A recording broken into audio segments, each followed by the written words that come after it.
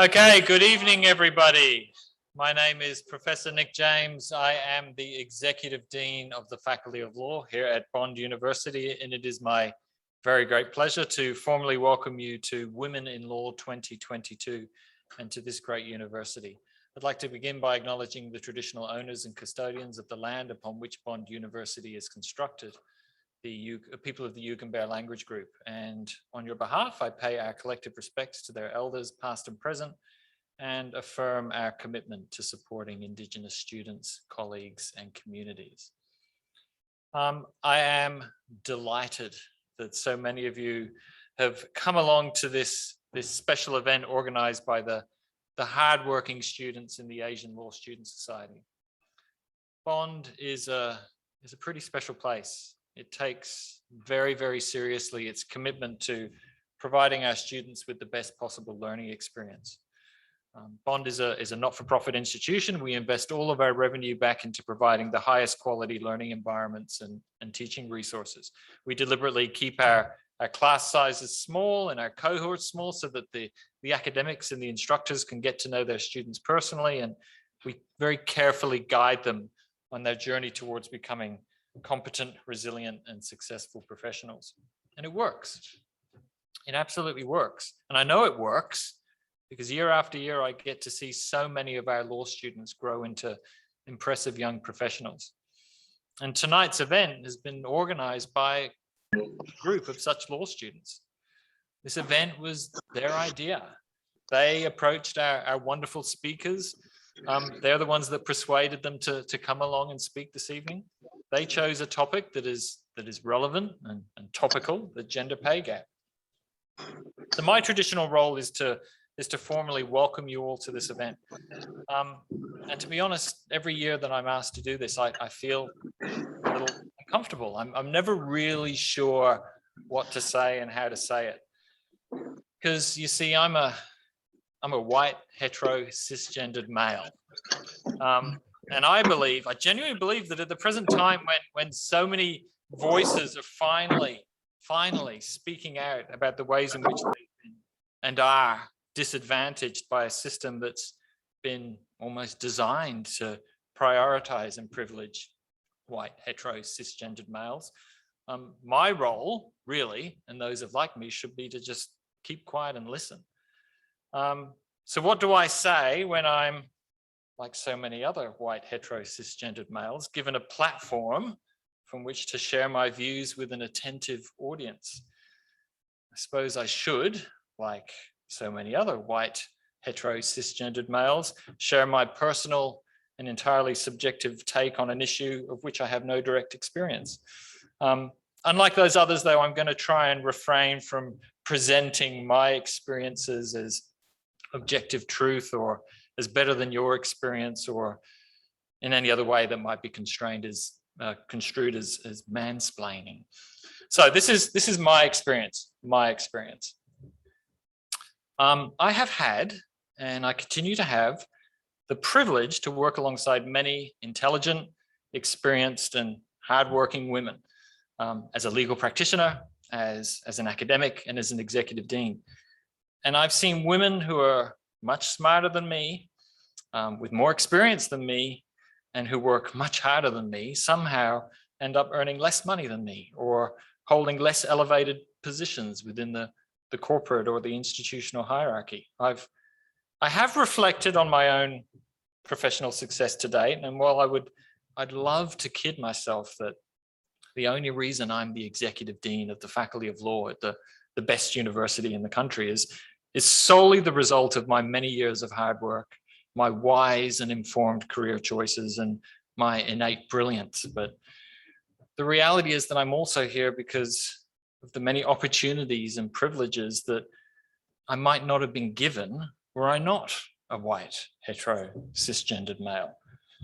Now, it's never been as explicit as you're getting this promotion because you are white, or you have been offered this job over the other applicants because you are a man. It's never that explicit. It's more subtle than that. But the fact is, I've had time to do research because I wasn't caring for my elderly mother. I could travel to more international conferences because I didn't have to take the kids to school every day. I could work late every night because I didn't have to rush home to cook dinner for a large family. And it's not a coincidence, I think, that on those occasions when I have been appointed to a role or granted a promotion or awarded a loading or whatever, it was often the case that the person making the decision in my favor was also a white, hetero, cisgendered male. So this is also my experience. I have observed the well-known phenomenon of women bearing the burden of having to care for others to a greater degree than men. This is a burden that's sometimes imposed by others and sometimes it's self-imposed. Whether it's the women in my family or within my friend groups or the women I get to work with and interact with personally, it's my experience that they are more likely to be obliged to balance work-related responsibilities with the need to spend time and effort looking after others, whether that be children or parents or family members or even colleagues in the workplace. Now, I'm not saying that all of the women I know face this challenge, just as I'm not saying that none of the men I know have carer responsibilities. What I am saying is it's my personal experience that there seems to be more women than men who bear this burden. And this is my experience. Despite the enormous progress made in recent years in questioning, challenging, and undermining traditional gender roles, I still see many of the hetero couples in my life adopting those traditional gender roles at home.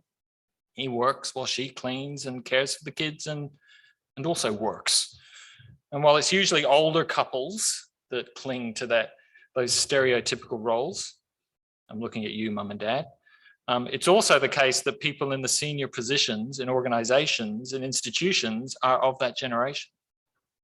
And professionally, I've seen and still see roles and responsibilities allocated at both the macro and the micro level in such a way that on the surface, it looks like it's gender neutral and unforced and organic, but somehow it often seems to result in the most high profile individualistic responsibilities, chairing the meeting, writing the report, authoring the book, falling mainly to men, and most of the lower profile, but just as important supportive roles, taking the minutes, organizing the conference, supporting colleagues, caring for students, often falling to women.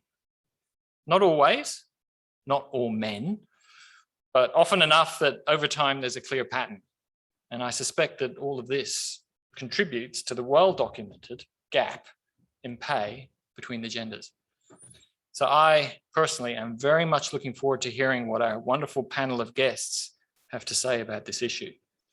So I'm now going to hand you over to one of the bright, impressive, and hardworking students I referred to earlier, the president of the Bond University Asian Law Student Society, Celine Jia. Thank you.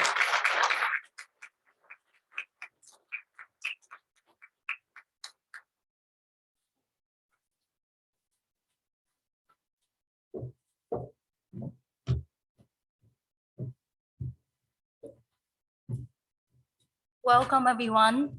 Thank you. Thank you for joining us for this beautiful evening. My name is Celine.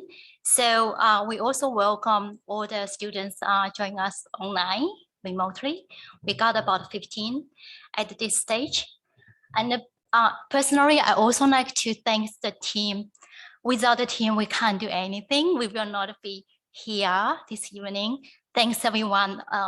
In the team. So at this moment, we have 5 members studying remotely. In person, on campus tonight, we have 3 of us. And if you do need help, just let us know. And we also like to thank our MC, Tanya.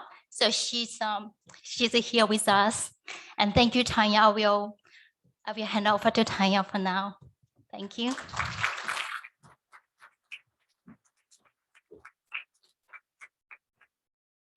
Thank you so much, Celine. It's wonderful to see everybody, and welcome to those of you in person, but also all of you online. We know you're there and we're really excited that you're able to join us as well. So we'd like to just start off the evening with a short video. The video is really just giving some context in relation to the topic this evening. So we'll get that running in a moment.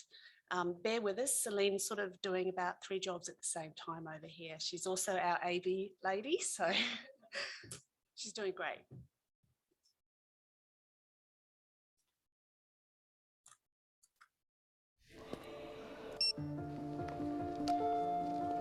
It's called the gender pay gap.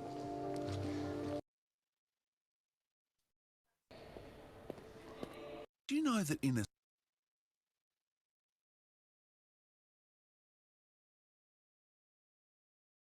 Australia, men get paid on average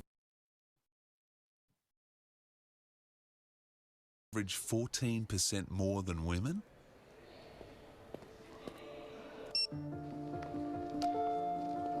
It's called the gender pay gap, and it's caused by many different factors. Going up.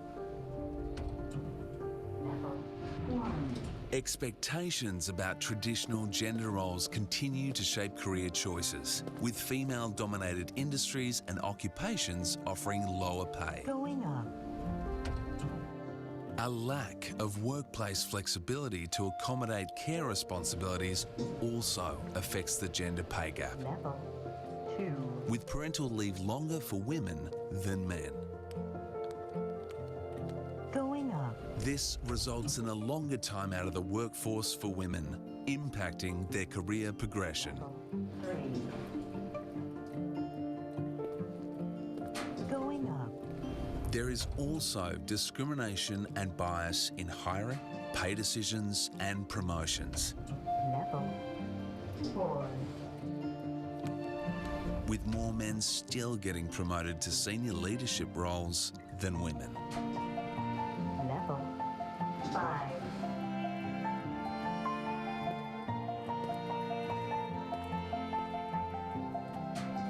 Going up. Over a lifetime of earning, the gender pay gap is even more significant. This is an economic issue. Fixing the gender pay gap will benefit us all.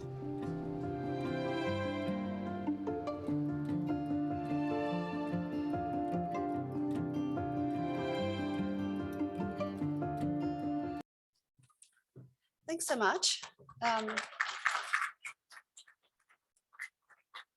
It's a great video, hey? So I'd like to invite our fantastic panelists up to the podium. I'm not going to, if you'd like to make your way up, ladies, I'm not going to read out their bios because you've all had the opportunity to see those. Everyone has a pamphlet which has quite a comprehensive bio in those. So I'm just going to introduce them at this stage.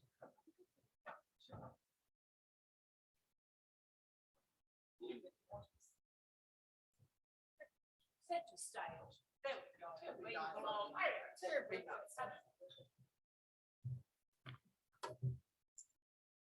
All right.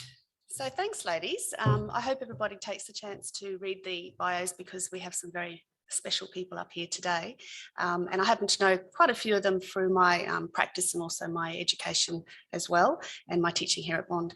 So without any further ado, we're not sort of picking anybody over anybody else, but I'm going to throw the first question to Chantelle tonight. So this will be a very fluid process. We will be inviting you to ask questions later on, but at this stage, we do have a few particular questions that we thought might be interesting to have a discussion around. So Chantelle, the first question that I'd like to pose to you is, what's your take on the gender gap? So that's one part of it. And also, what do you think needs to be done to address this? Sure, thank you. And thank you for everyone who helped put this event together and for including me in today's event. That's working, right? Yeah, okay, excellent. Firstly, a little disclaimer, because I wouldn't be a lawyer if I didn't. I am now with the Queensland Law Society as a counselor, but I do want to make it very clear that the opinions I'm expressing tonight are my own and not representative of the Queensland Law Society. I think I was elected because my views are my own and not reflective of the Queensland Law Society.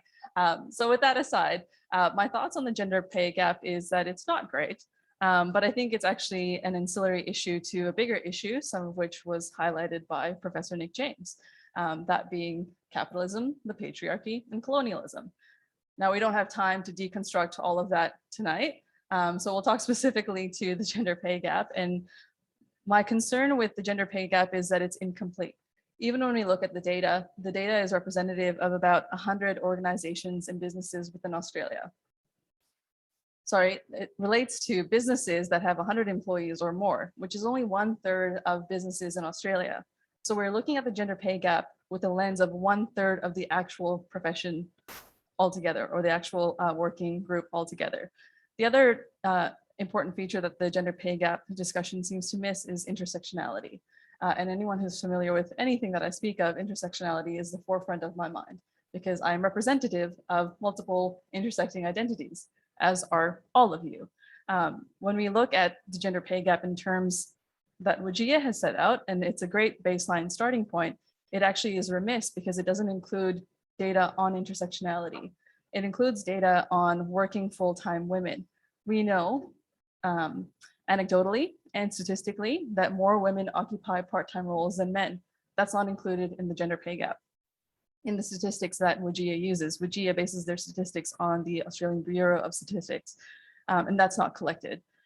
We also know that the gender pay gap relates to baseline salary. So it doesn't include bonuses or anything in addition to. When we look at that percentage, so currently the gender pay gap is about 14%, which is actually an increase from last year of 0.8%. So it got worse in the last year because of COVID. Because COVID, we saw disproportionately affected women than it did men. So it's 14%, but when you look at the bonuses and all the extra things that equate to someone's quote unquote salary or take home, it's actually 30%. So it almost doubles. So when we're looking at these discussions around gender pay gap, we're consistently looking at just a fraction of what the picture is. So that's my take on it, that yeah, it's a great discussion to have, but we're not having the right discussions because we don't have the right data to have the discussions. Insofar as what we could be doing better is collecting that intersectional data, appreciating that there are different structural and systemic issues that affect people from underrepresented communities. We know that CALD people from a culturally and linguistically diverse background, are disproportionately affected as women. So you have at the top of the ladder, Professor Nick James's representation of the white, cis, hetero male. And then you have towards the bottom of the ladder, a person of color or a person from Indigenous background who has a disability, who may be of a different sexual orientation. And this all goes to what we see as the dominant and non-dominant groups. That other data, and specifically using the term other because we other those people and that data, is what we need to understand what structural and systemic issues are affecting being able to achieve equity, not equality, equity. And unless and until we understand what those systems and structures are, those oppressive systems, what those obstacles are, we're not going to achieve a place of equality or equity. Until it's equitable, it's not equality. Thank you.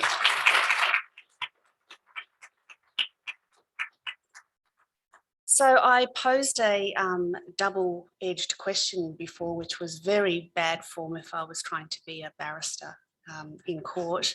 So that leads me to Angela. And Angela, I have a two-pronged question for you. My first one is that whether or not as a barrister you've experienced boys' club bias.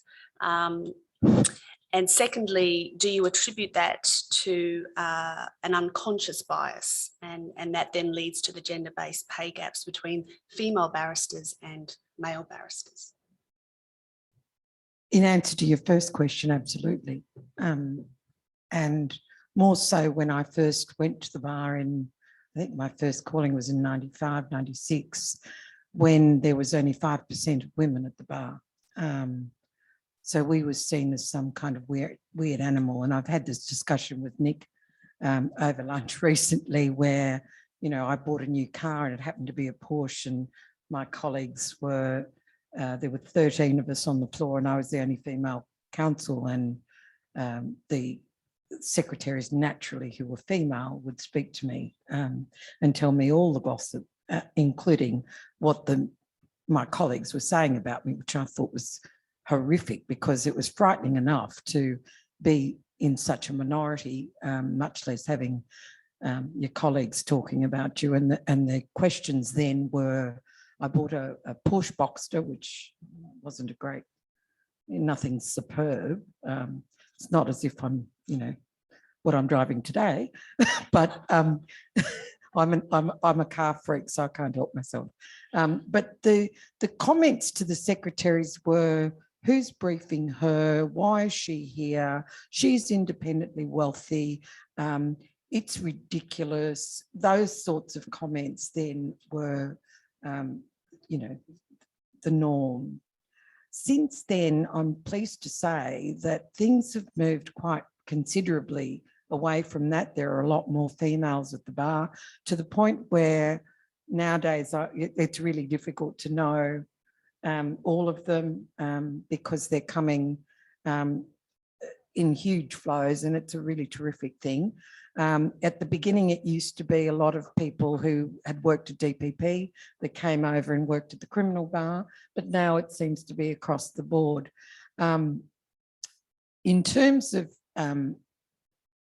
gender-based pay gaps, it's not, because we charge by the hour or by the day, it's not as prominent as it would be amongst the solicitors, amongst you, where in our situation, it becomes an issue of getting the briefs.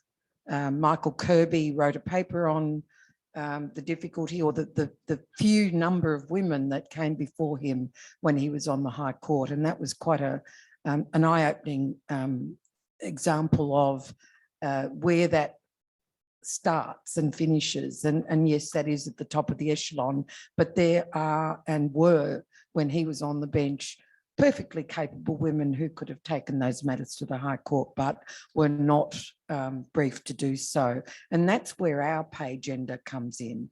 I was talking to Nick again earlier today that, I've sat with female solicitors who have said to me in a social situation that they prefer in big matters to brief male counsel. Now, I don't know whether that was a clumsy person who said it, or, and as I said to Nick, I didn't know whether to slap her or to drink more, because it's just such a ridiculous thing to say. And,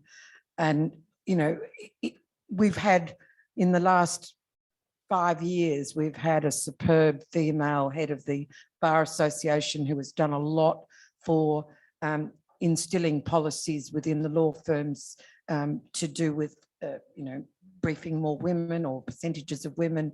I'm not an advocate, and I might just use a disclaimer, I'm not an advocate of bums and tits being, or uteruses and tits being a reason to brief.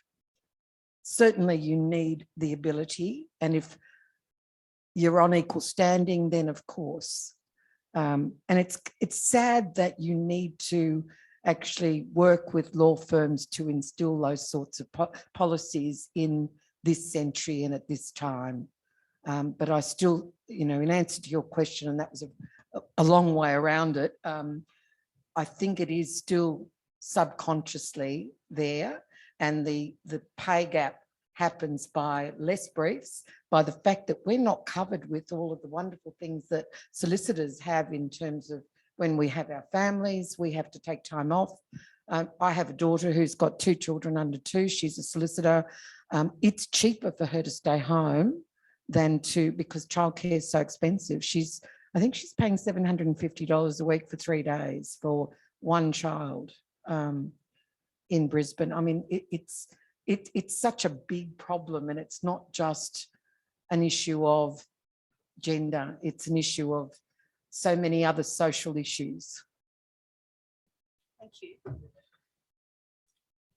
Midja, I wanted to see if you could explain to us a little bit about your experience when you were in practice in relation to the gender pay gap.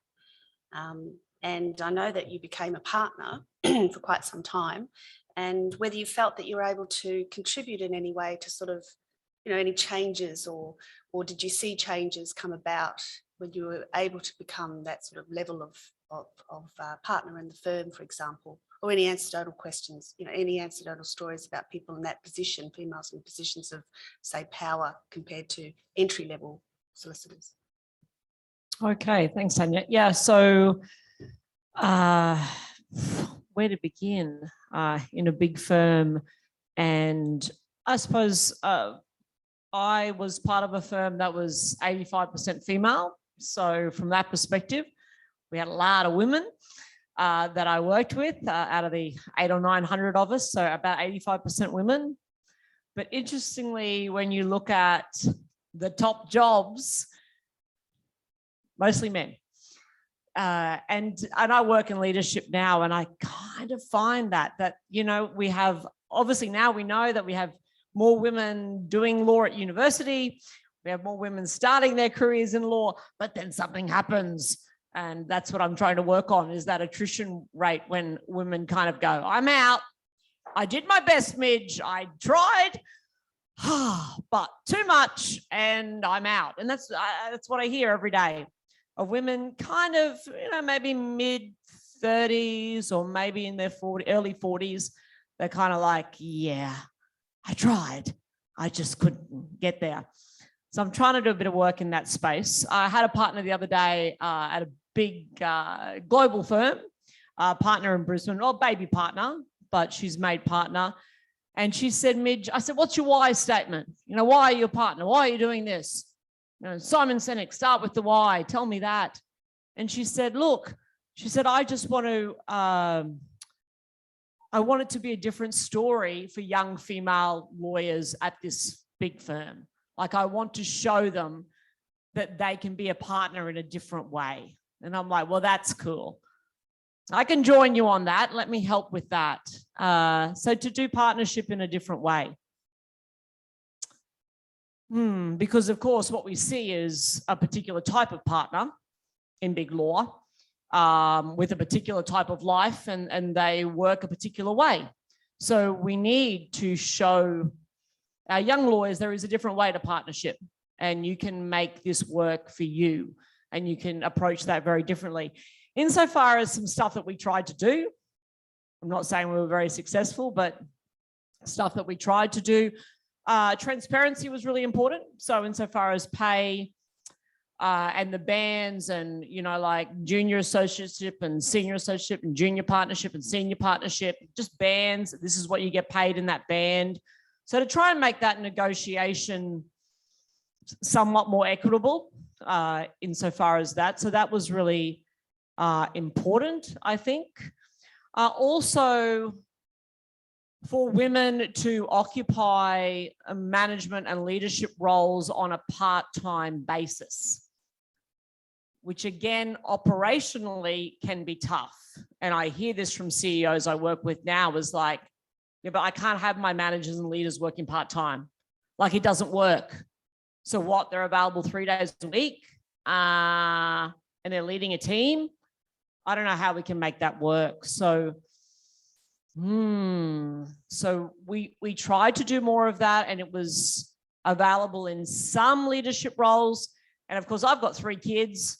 My eldest is nearly 19, so I haven't worked full time for 19 years.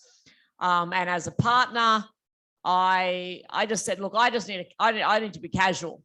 Like, I don't know how many hours I'm working this week. I've got 3 kids and stuff going on, and I've got parents I need to care for, and they're going through stuff. So I said, look, I could probably give you 20, 25 hours. If I can give you more, I'll put it on a timesheet and please pay me for that. But who knows what this week will bring. And luckily enough, I had the runs on the table for them to go, whatever you want, Midge. Absolutely, you're adding value. That took a long time and a big reputation piece to be able to get to that point, to be able to call those sorts of shots in a law firm. But yeah, the transparency piece, leadership and management roles, and how we can kind of make those a bit more agile, and that flexibility in that piece I think is important. And also all the policy around parental leave and stuff like that. So trying to childcare issues, pay for childcare, because I get that. You know, I've gone through nannies and au pairs and absolutely, and still struggling even in my own business now. Like every week is a different week, right? It's like, what am I doing Tuesday night, and who's going to have them then? And Wednesday morning, I can't do drop off. Who does that? And every day, every week is just a juggle of what am I going to do? So that's tough, but I think there's some systems in place. And look, I talk to lots of female partners every week, and I'm an optimist, you know that. I'm an optimist, I'm an idealist, so I'm hoping that things are going, but a lot of women want to make their mark and to do things differently. And I'm seeing pockets of support from that. So we need more role models. We need more role models and people doing law and their careers differently, particularly in senior leadership and partnership roles. I think we need to see women doing that differently with, you know, young children and other priorities and things like that, and how they're able to, I hate that word balance, how they're able to prioritize different things at different points in their life. You know, my first two kids, I had 2 weeks off, 2 weeks of maternity leave, back in because I had to make partner. Third kid, I think I had a year, you know, yeah, I was pretty relaxed by that stage. And it's not right or wrong. And we're not judging women for what they do, because at different points in your career, you're going to have different priorities. But for the owners of law firms to kind of understand that, and there's a whole trust issue associated with that. And yeah, but role models and women doing things differently. Diversity. Would be a great start. Yeah, okay, great, thank you. Christine, last but not least, you're a principal of a firm, and you've been in the profession for a little while, like me. I was going to use little. And you've also had a very significant role in the Queensland Law Society as well. So I just wondered if you could speak about your experience in relation to the gender pay gap, and perhaps some suggestions for our young practitioners. I think it's significant that, you know, law firms vary very much, clients vary, legal practitioners vary. So you have big firms, you have tiny firms, you have middle-sized firms, you have boutique firms, you have wholly pro bono firms like Chattel's running at the moment, focusing on a really niche area, unintentionally. Yeah. So there is diversity out there. So it'd be good to hear from you, because you are the principal and you are running your own firm. Thank you. I think I'll just pick up on threads from every speaker, including Professor Nick James. I want to endorse wholeheartedly the commentary of Chattel in terms of structures. Our societal structures are the key to this issue. And we're not just talking about gender, we're also talking about connections. Now it's COVID, we all binge on Netflix. Who's been binging on Inventing Anna? Yeah, yeah. What that show tells you is that it's about connections and how you make connections. Religion. Religion is a very big part of our society, and it's a very big part of the Queensland legal profession. And when you think about those structures, those alternative forms of connection, that's where you make or break your mark, because those particular structures will give you an inroad into something that others may not have that inroad into. Now, in terms of data, wholeheartedly, I agree behind investing in better data analysis. Sure, my son's a data analyst and he would agree with me as well, but we need to consider the data. In terms of the advice that I would give anyone is look at your data And what I find quite fascinating is look at annual reports. Annual reports are full of great data. They tell you what you need to know if you've got the time to go through them. Now, in terms of our structure in Queensland, Tanya's picked up on the fact that we've got a mix of firms. To be quite precise, 82% of Queensland legal professional firms are sole or single principals. That's really important data. We're also running a business. We get drilled into us that we are a profession, but it's actually a business. We all have to put food on the table, a roof over our head, clothes on our back, and a Porsche in our garage. So it's a business, and it's about ensuring you sold it. Good, I'm driving a Tesla. So it's about these structures that we have in place that lead to this issue. Why do we have sexism? Why do we have phobias around whether someone's gay or not? Why do we treat women differently? I remember when I was the president of the Queensland Law Society, I cannot tell you the number of times when I walked into a room with my male partner and he was always greeted first. I would walk into Parliament House where I was giving evidence before parliamentary committees, and everyone assumed that I was there to assist. Now, that's not their fault. That's society's fault. And society creates these structures that lead to this particular system.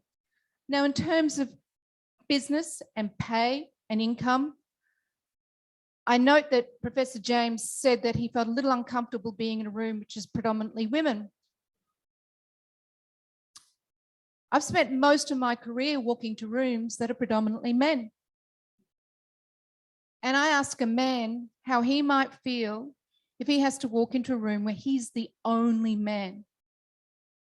It's not comfortable because we all have our own shorthand, shall I say. So there's that issue. And it's not just our colleagues, it's clients as well. Clients who will take advice from the bloke, but won't take advice from the chick. I remember a very young baby lawyer volunteering my time at a legal centre, and I went along with my male boss, and there I am, and fellow sitting in reception needed some family law advice. And they said, oh, Christine's going to give you advice. But she said, I'm not taking advice from a young girl. Okay, that was free. There was some advice I'd like to give him these days. I'm a lot braver. Being brave is important, really important. Being brave is super important. I remember as a baby junior solicitor walking into a district court matter, which was a dead loser. It was always going to be a dead loser. And I was the only female there. But what I didn't know were the unspoken rules.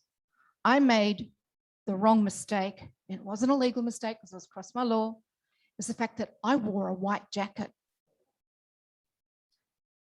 Everyone was dressed in black as if we were at a funeral. And there I rock up with this bright white jacket and I stood out.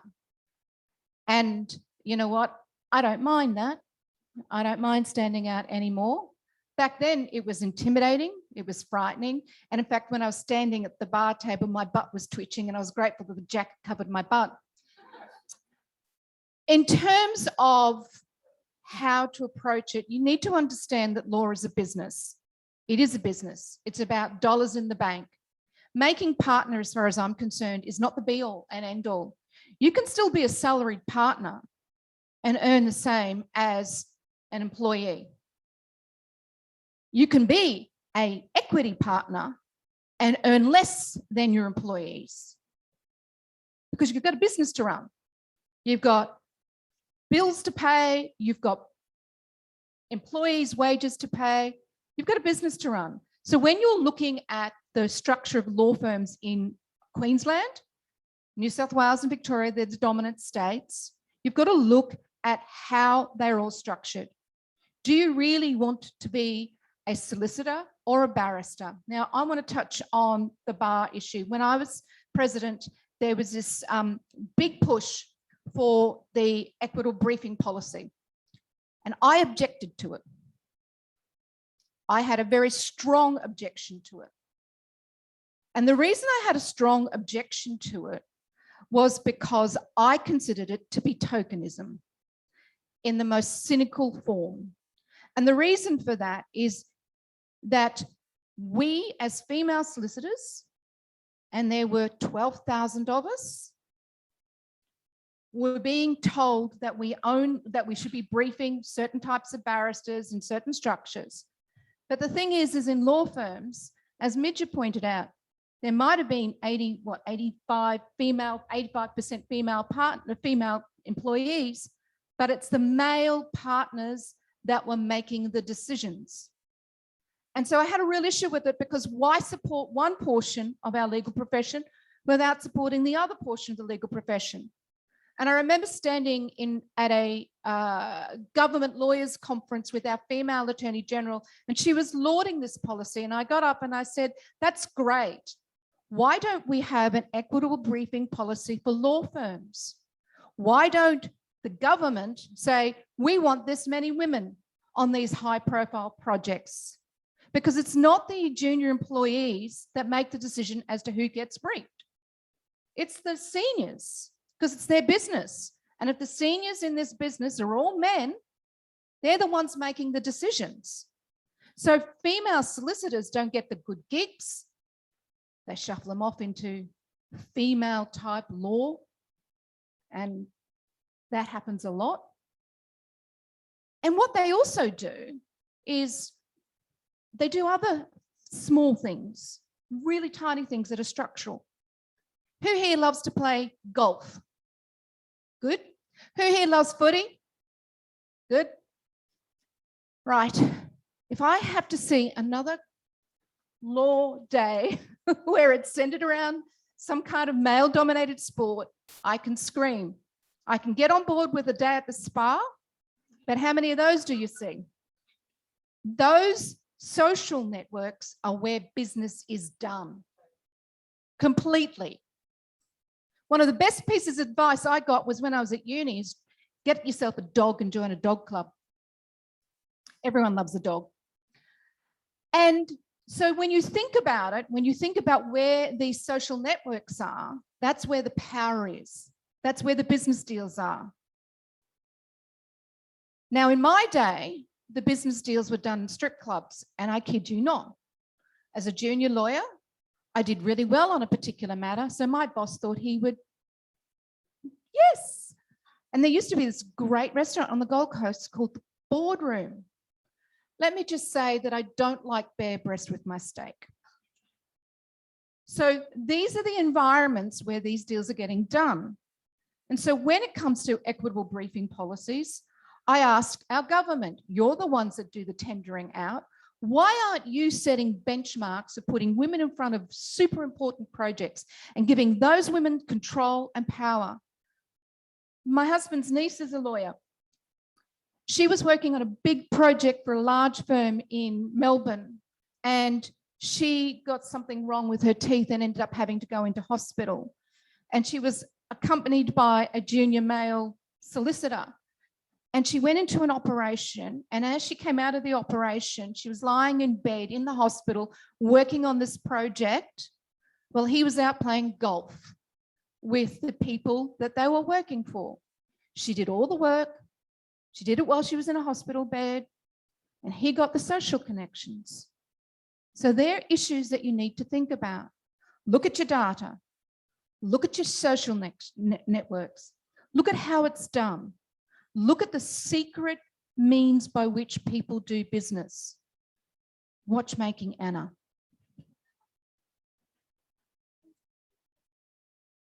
I just wanted to say there's also the sailing and the long lunches before they go to the strip club. And don't get me started on menopause. Yeah, yeah. We will all go through menopause, the men included, because if you've got a male partner, they're going to go through it with you. And I can tell you that the number of women over the age of a certain particular age, it might be 50, I might be in that age bracket. I don't believe you for a minute. Oh, it's Gold Coast. We got Botox and all sorts of stuff. No. And that's another issue, is the way you look. No. You, Why are you pointing? No. You raise a very good point. Newsreaders openly acknowledge, female newsreaders openly acknowledge that they're getting Botox so they can look younger. The ageism in our society is incredible. Maybe I have a passion for it because I'm a succession lawyer and everyone thinks that, you know, all I do is death, dying, destruction, but I deal with people over a particular age group. And it's incredible. We have such great skill. There's this perception that only young people are innovative. And it's not true. So I think we need to look at our social structures, look at our networks, look at those biases. And I don't believe they're so subconscious. I really don't believe they're so subconscious. We know. We walk into a room, we know. John Cleese engaged in an interview once about we wear our life experiences on our face. And him and his psychiatrist conducted an experiment. And the experiment was that he got together a group of people, they were all placed in a room, and without speaking to each other, they're all asked to group off in groups of 6. And when they grouped off in groups of 6, they all started to exchange life stories. And it was amazing how much they had in similar and in common. We gravitate towards the people with which we have things in common. And we really need to be opening our hearts, our minds, and our eyes to the perspective of those with whom we don't have things in common.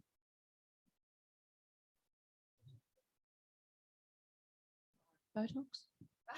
We've got lots of time. We'd love to hear from you if you wanted to add anything. I think that everybody's made some really valid points, but as I touched on earlier, I'm really concerned about the underlying problem is such a complex one. It's something that I sincerely hope that in my lifetime I see vast differences, because my 2 daughters are Bond alumni who did law here, and you know, we've got it better here than I suppose my eldest daughter, who tried to practice in Singapore, and that was like impossible. We ended up calling her Miss TAFE because she did pearl threading and photography and everything she possibly could to keep sane. But the level of gender issues there is you know, something that's well beyond our comprehension. But you know, like Midge, I'm the eternal optimist, and I sincerely hope that, you know, things are getting better, and I believe that they will. We just have to hang in there and don't give up. And you know, you can't say you tried and not, you know, you can't leave. You can't let the blokes win. It's just not Australian. Yeah, actually, very much echo what Christine said with respect to the business case for diversity. Of course, as a person of color, someone from the LGBTIQ community, someone who's younger in the legal profession, and being a woman, I get asked to speak at a lot of diversity events because I tick a lot of boxes. The reason why I mention that is we have the idealist, we have the cynic, self-professed cynic, another idealist. I'm ever the opportunist. So if you're inviting me to speak at a panel because of a tech box or for tokenism, I don't really care, because I still get a seat at the table. And what I'm going to do is, when I get that seat at the table, I'm going to show you why more people like me should have a spot at the table. And if you're concerned that more people like me are taking up spots at your table, build a bigger damn table. There's nothing stopping us from doing that. If you're that concerned about, you know, my spot is going away to someone else, there are other options, the other innovative options we can have. The best thing that we can do collectively as a profession is not an individual thing, and it's not a holistic thing. It's actually both. What we end up seeing is We train women to then beat the man's game, hack the game. This is how you win at the man's world. Which is why they all leave by late 30s, early 40s. Correct, because we're not playing to the strengths that we have, not even just as women, just as people with intersecting identities. You're trying to be an imposter and try to be something that you're not, and you won't be, nor should you have to be. So it's a two-pronged approach where we can't be teaching professionals coming into the industry, whether they're young, later career lawyers, whatever ethnicity, diversity, background that they have. We can't be training them to beat the man's game. We have to be training them to understand what skills and assets they have, which are important to the business of this profession. Midja and Christine, and I'm sure you'd be fully aware, this profession rewards time spent in roles. Whether you're a mediocre lawyer, you can sit in that role for 10 years and you'll be escalated into leadership positions. Midja's created a whole career around the leadership and lawyer gap, where people are put into leadership positions with no leadership skills by virtue of the time they've invested in the company. So structurally, we have a system and a profession that rewards time spent, whether that's quality of time spent. We're not really looking at that all too closely. We're not even looking at whether someone comes in from the wayside with an innovative idea, because they haven't put in the 10 years, you see. I started my practice 4 years PAE, and I got a lot of comments around that. I wasn't trying to be a spec accred. I leave that to the spec accreds. I was trying to do triage and help people who are trying to fill out forms. Very basic, simple stuff, well within my realm. But that's dismissed. That was dismissed, and still by many is still dismissed. So we're not looking at it in a holistic point of view. We have to look at it from the individual side, where we're teaching people to amplify their strengths and play to their strengths and hack the game, not the man's game, but just the professional services game. And from the other side, we do exactly what Professor Nick James has said, where we approach, when we're within the system, doing things to deconstruct that system, which is very difficult because we are privileged from that system. We benefit from that system. Why would I want to tear something down when it brings me money, brings me security, brings me a Porsche or a Tesla? But No. And there's nothing wrong with that. Privilege isn't a dirty word. Privilege is, it has nothing to do with how hard someone works. And I think this is the biggest misconception people in this profession seem to have. We're privileged because we were able to go to law school. We're privileged because I went to Bond. We're privileged because I'm more straight passing than I am flamboyant gay, because my English is fluent and I don't have an accent that's looked at as less than. These are privileges I have by virtue of absolutely nothing I've done. I had no control over where I was born. I had no control that my parents chose Canada over being stuck in Afghanistan. There's plenty of women in Afghanistan who would love to be a lawyer, but will never get the opportunity to be a lawyer because of things completely outside of their control. That's privilege. Has nothing to do with how hard someone works.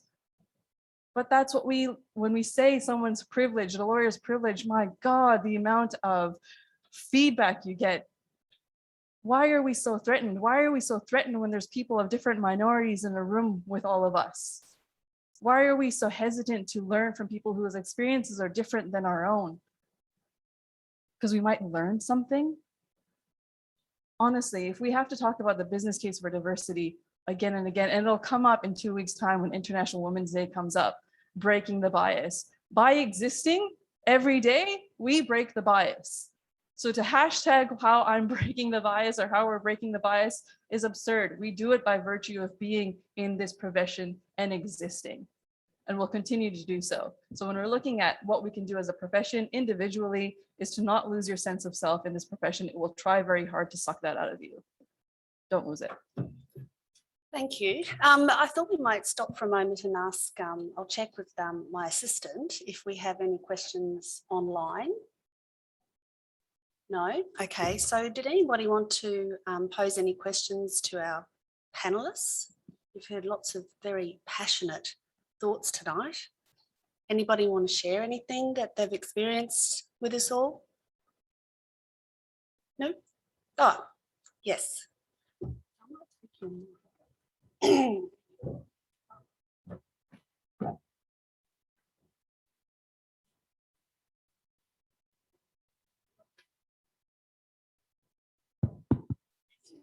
Thank you all for your presentation. It's been truly insightful seeing law from that perspective, and especially from a woman's perspective, because I know that from the people that I've met mostly male partners, which is kind of a bit scary, but it is the reality of the career we're going into.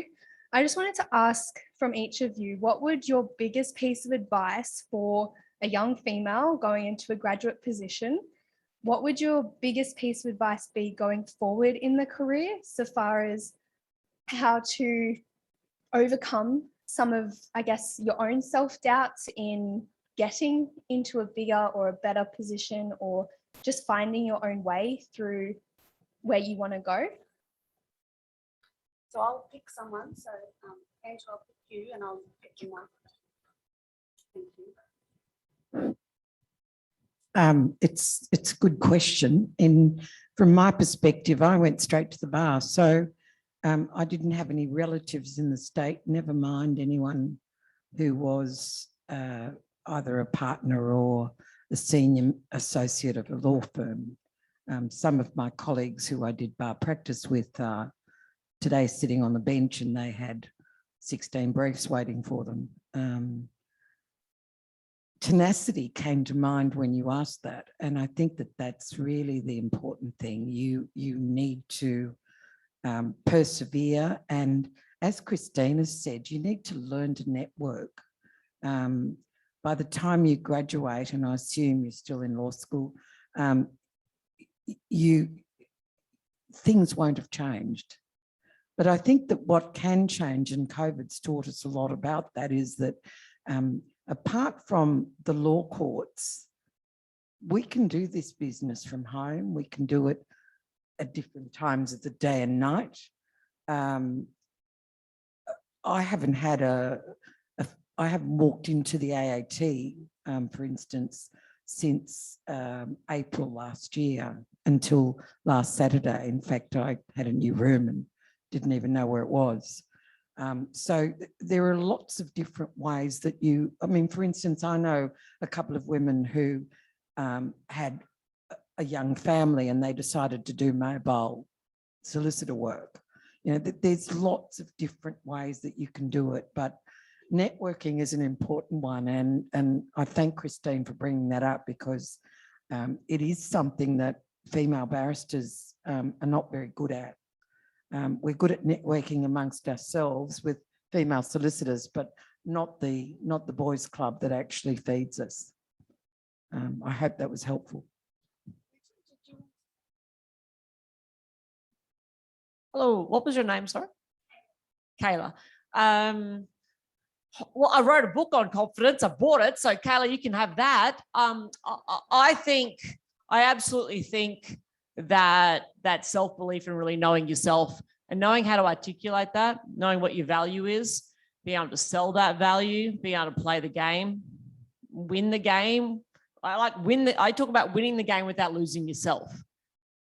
It's a bit of a game, but you have fun with it, right? Like corporate life is a bit of a game, and there's players, and you got to develop those corporate life skills to be able to, show your value. You want to work hard, yes. I don't know whether I should say this. You don't want it to work too hard though, right? You want to work smart. I've never worked too hard in my career. I mean, I've had a very good time. I continue to have a very good time. You watch my Instagram, like, does she do any work? Yes, I do. But it's knowing your value and knowing your magic, being able for people to see that in you. And if you can play that and people can see that, then you get noticed, and opportunity comes your way. Looking for opportunity is also a big one. Keep the eyes open, absolutely. And some of that is the networking piece. And I've learned that in business. I learned that the hard way in the last 6 years of starting my own business, because when you're in big corporate, you think like, well, this is my family and I don't need anyone else. And you look it's very insular. You're looking inside. And then you suddenly step out of practicing law and you're like, hello, world. There are other people here. And I've just joined a new networking group, which is 95% men. So there's about 30 of us, there's 2 women in the group. That's intimidating. The first time I got on the boat, I was like, hello, because I'm used to future females and all of these other events that are all women. And then I joined this event and I'm like, oh my goodness, there's a whole lot of men. And in 6 years in business, I've never won a job from a man. A man has never approached me for work. I've never worked for a law firm or a mentoring client that's a man. Occasionally I'll get in and the male will be CEO, but I've got in through someone in P&C or someone in HR that's a female, then I've got to speak to them. But I've never won a job where a man has been in charge and been that decision maker for 6 years. But I'm determined to change that. And it's taken me, I must admit, it's taken me a little while longer. You know, women, I can walk into a room and, hey, you know, who are you? And we talk about dating or something. And like, I can make friends, I can make connection pretty quickly. With this networking group, we've now had, we had our second event on Friday. And I felt like, okay, there's a couple of guys there that own law firms on the Gold Coast here. And I'm like, okay, yeah, we can do this. There's a bit of a connection going on. But it actually took a little while longer, and that's my bias, and that's who I want to hang out with, and absolutely aware of that. But you can have the confidence, but I'll give you that to you today. We can start with that, huh? Knowing who you are and knowing how to bring that is a good start, I think, in your career. Keep the eyes open, look around, seize the opportunity. Sure. It's not just when you're 4 years post-admission that people are going to judge you. When I decided to stand for the Queensland Law Society Council, it wasn't known that it was actually an election process. I did my research. I'm like, holy shit. Any schmuck can stand for this.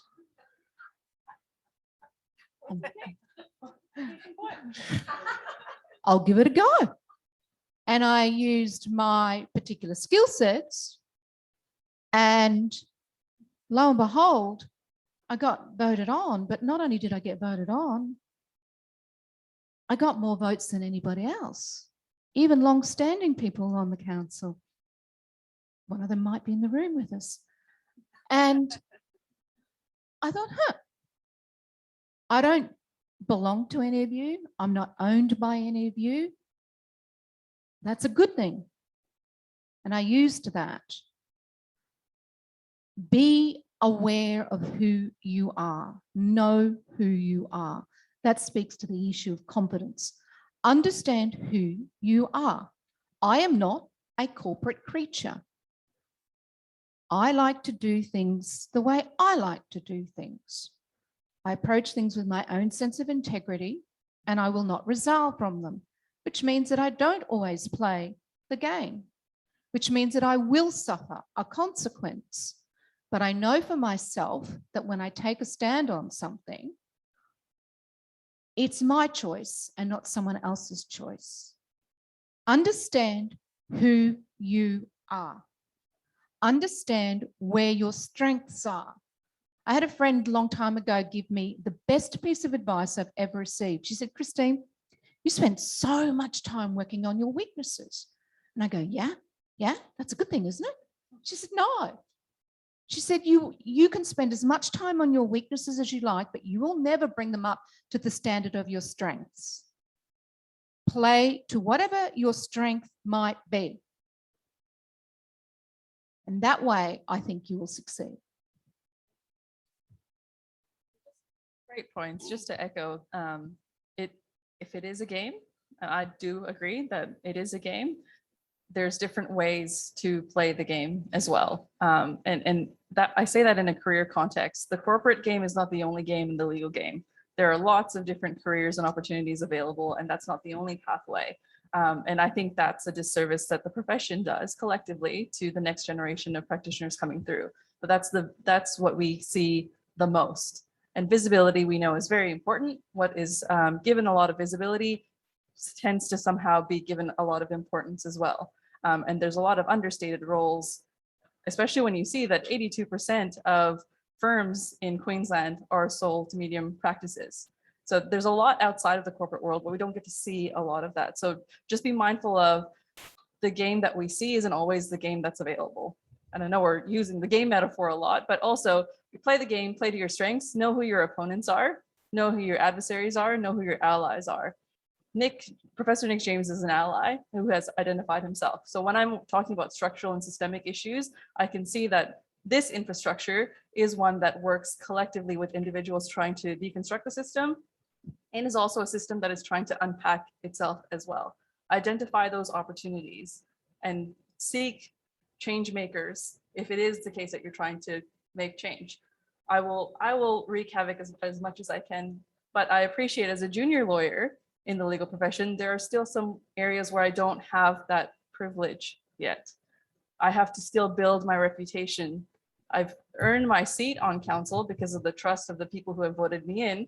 Granted, that's only 10% of the profession that engages. So if you do become a member, please be an engaged member, because 10% of the profession gets to decide who makes decisions for the society.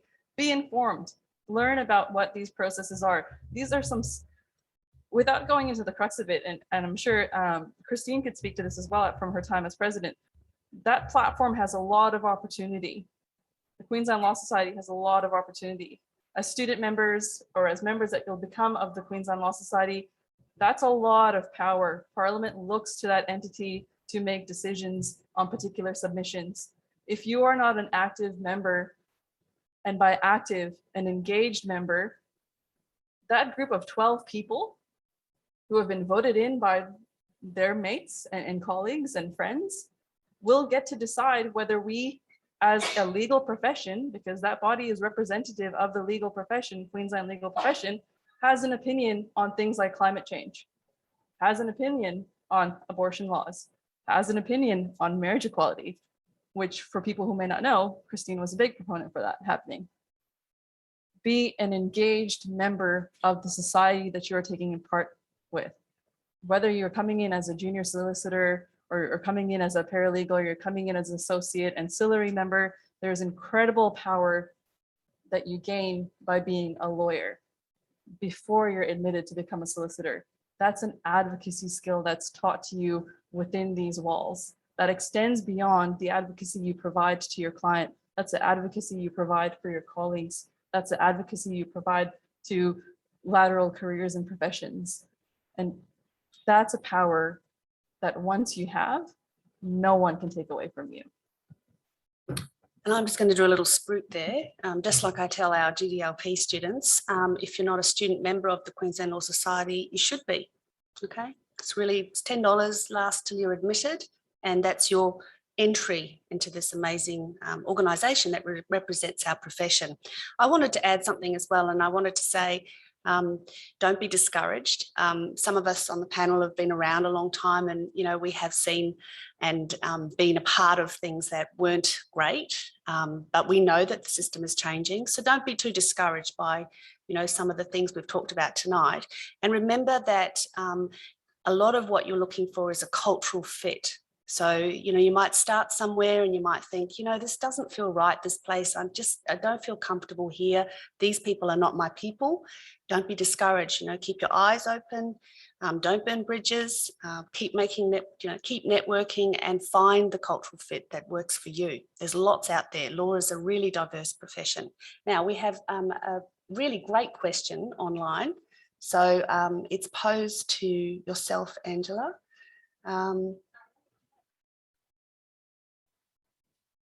Oh, okay. I like the one about tips for the student who was asking about going to the bar. I think there was a question about any tips you have. It's not easy. It's well, I know it's true, but I mean, it's the difficulty with going to the bar is you need a feeding chain.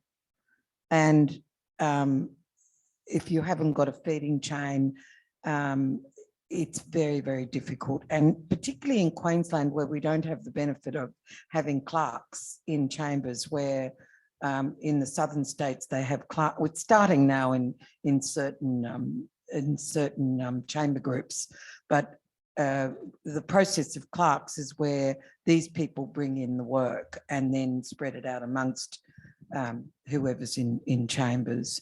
We don't have that in Queensland predominantly. So you need to network more than you would have, I suppose, if you were a solicitor, because you need to be fed by these people. And so you need to, ensure that your colleagues who are going to the solicitor side of the profession, you stay in touch with, you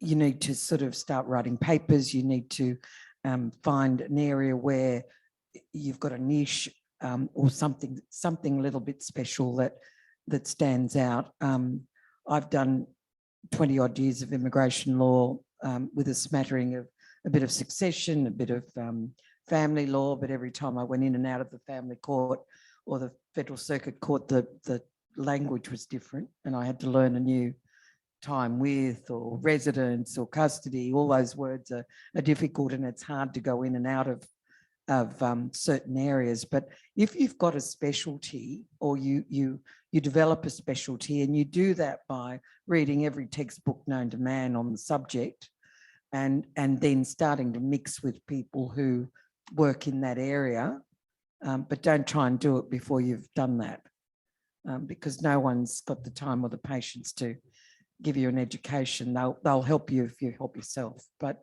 it's not easy, and I'm not going to gild the lily on it. Just think about who can brief you. Do volunteer work. I don't know if the duty lawyer system works. Bill would know more than that. I cut my teeth on $60 for a morning doing pleads of guilty and sentences.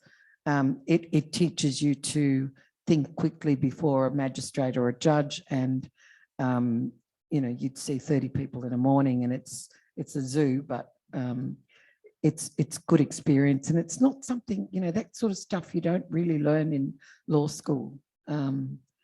And glue yourself to somebody, follow them around in court. Do spend a lot of time there is also a good thing. Most seniors are happy to help. After all, it's your free labour most of the time, so I'll help you.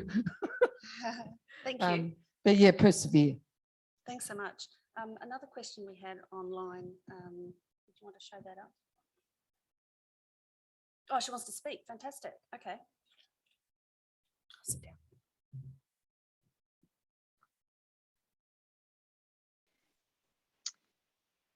I think this might be me. Can you hear me? Yes. Wonderful. Thank you so much for your time. It's been such an interesting panel. I've got a question which might be specific to myself, but I'm sure a lot of other students can relate as well, thinking about this down the track. So I've been told that often in a graduate program or starting out, you have sort of a set salary, but then after that program is up, it's up to the junior lawyers and also the more senior you become to negotiate your wage on an annual basis. And I'm aware that women tend to undervalue their work, maybe comparatively. And I was just wondering, I can't imagine it being a particularly comfortable conversation, negotiating your wage. And I was wondering if you had any advice to young female lawyers on how to go about this. Yeah. Many years ago, when the earth was still cooling and I was a grad, one of the things that I read is if you didn't want a woman applying for the job, make sure the salary is quite high. In terms of negotiating your salary, the way most law firms still work is that you will get paid 3 times what you receive in billings. Yes, it's a time-based system and it's been going on for centuries. Lots of people have tried to create new systems, but the traditional system is 3 times what you are able to bill and receive. Speaking about money seems to be a dirty word amongst a lot of young lawyers, but let's face it, we do this because we want the money. And if you appreciate money, then your boss is going to appreciate money. So think about what you think you can bring into the firm or the work that you can do in terms of 3 times what your salary is. And that way you can get a good standard of where you're coming at. Some firms have different structures, some have bonus systems. So for example, in my old firm, we would 3 times the salary. And if you received more than that, you would get a percentage of that. It's an incentive-based scheme. And it wasn't based on whether you're a boy or a girl, but just pay attention to that, because the next thing is know what your hourly rate might be. So it's not just 3 times, you have to understand what the hourly rate's going to be, because that's incredibly important too, how much you think you can get in, and also the type of work that you'll be doing, because that's also important. I mean, 3 times pro bono is still 3 times 0, isn't it? And so that's an important factor to factor in as well. So understand that you will cost the law firm. It costs to have a person in the room. And it's not just whether or not you have a secretary, it's the computer, it's the desk, it's the infrastructure, it's the administrative stuff, it's the payroll tax, it's everything. And so understand that that has a cost to it, and understand how the structure of a business works, and then speak about it in business terms, and you'll get so much more satisfaction out of your negotiating processes. Don't go to your boss or the person and say, I need $100 a week pay rise. Oh, why? Because it costs me that much in petrol to get here each week. I kid you not, I've had people come to me with those kind of situations, and I'm like, well, what happens if you lived in Sydney, and would I have to pay for your flights there? So understand what you can contribute to the business. What your expenses are not important to your boss. You know, your boss might be driving a Hyundai, but if you're driving a Porsche, you know,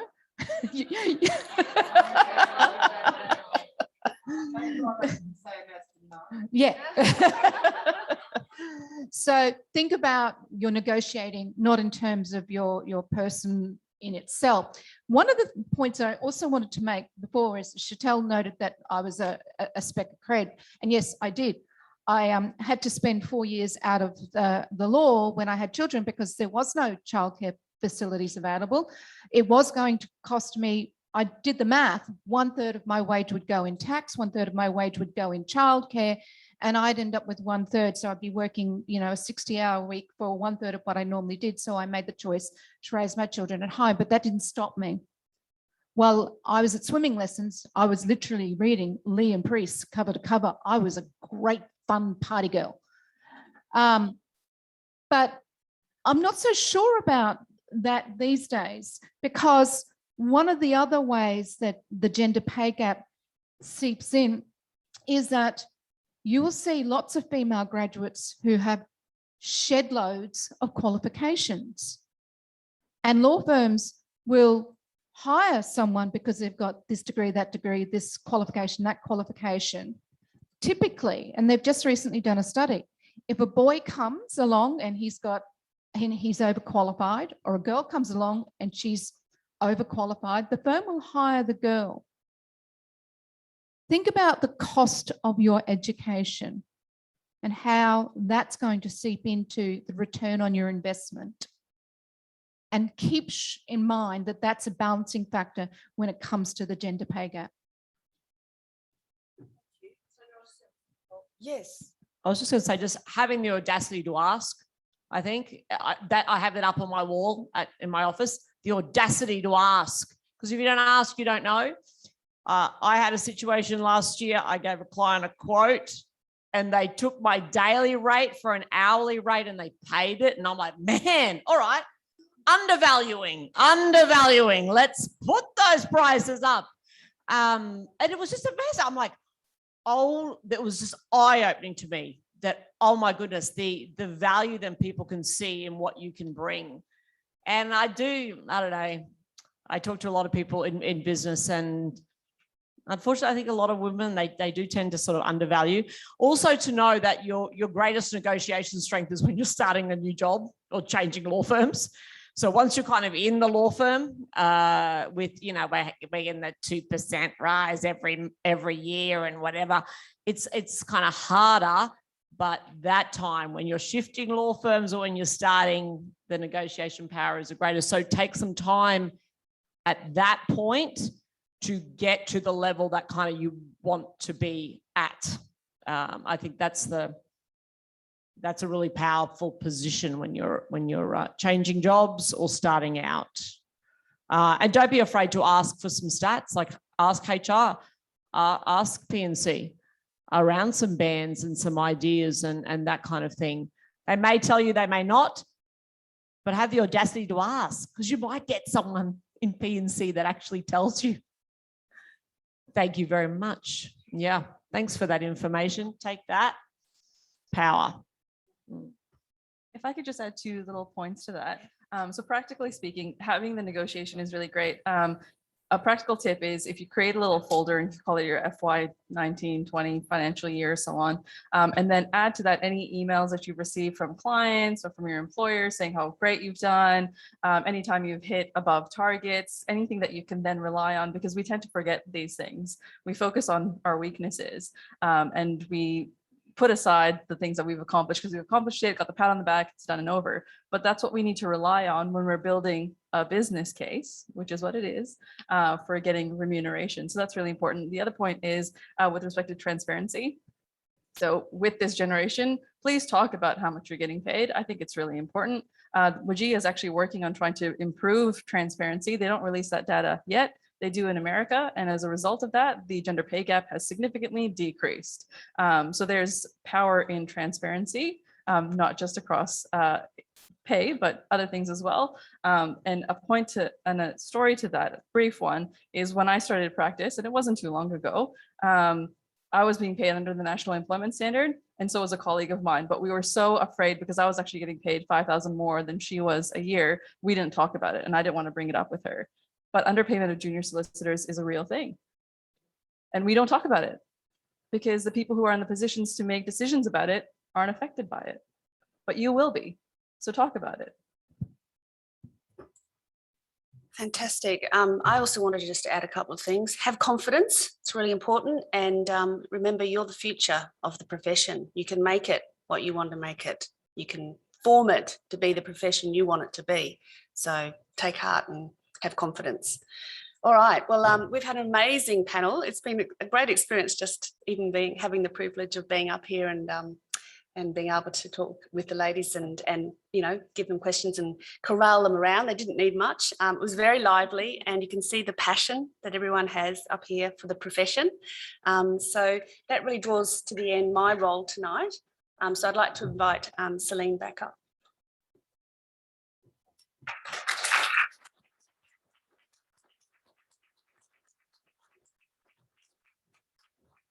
Thank you, everyone. Before our closing remark, let's give some flowers for our panelists. And then thank you.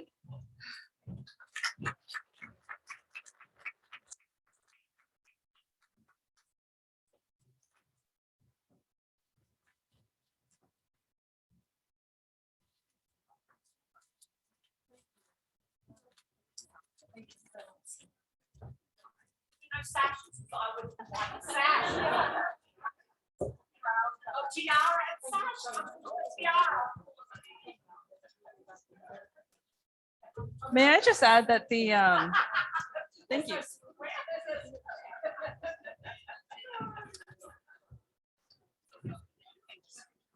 Just to add a great point to end on, I know we've been talking about some of the difficulties we face, but one, I just like to acknowledge that I wouldn't be able to sit here if it were not for ladies like Midja, Christine, and Angela. So I stand on the shoulder of giants, like you will stand on the shoulder of giants. So yes, it is difficult, but it is much easier now than it was back in the day when what did you say? The earth was still cooling. So it's gotten a lot better, and it will get better still. So yes, there are challenges that we're facing, but please don't be discouraged. I don't want anyone leaving thinking we're entering a horrible profession. We're entering a wonderful profession that is ripe for change and ready for change. So yes, thank you all for that pathway that you've created for people like myself. And I hope that we work together to create better pathways for you too.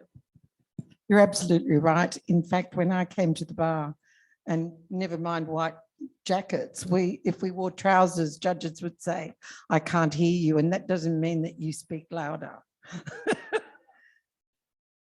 I just want to say with junior lawyers such as Chantal, our profession is in a really great position moving forward. So I'd like to congratulate Chantal for her bravery, her courage, her inspiration, because I think much of that is in the room today. And if we have a different profession tomorrow, it's not just because of what we did, it's because of what you folk do. So thank you.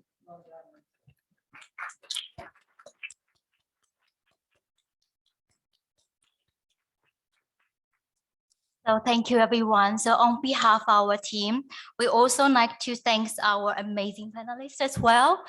And in addition, our MC Tanya, our Dean Nick, and our VIP guests, academics, and all the students who come here to support this event, including online students.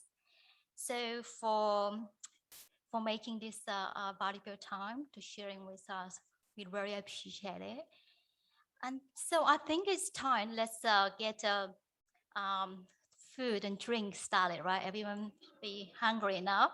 So the food and drinks at the back, and help yourself, and give a big clap to all our panelists. Thank you.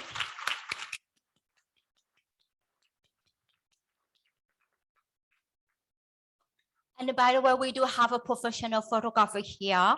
And then, yeah, so, you know, make yourself pretty and then taking more photos. Thank you. Enjoy your food. Have a lovely evening. Thank you.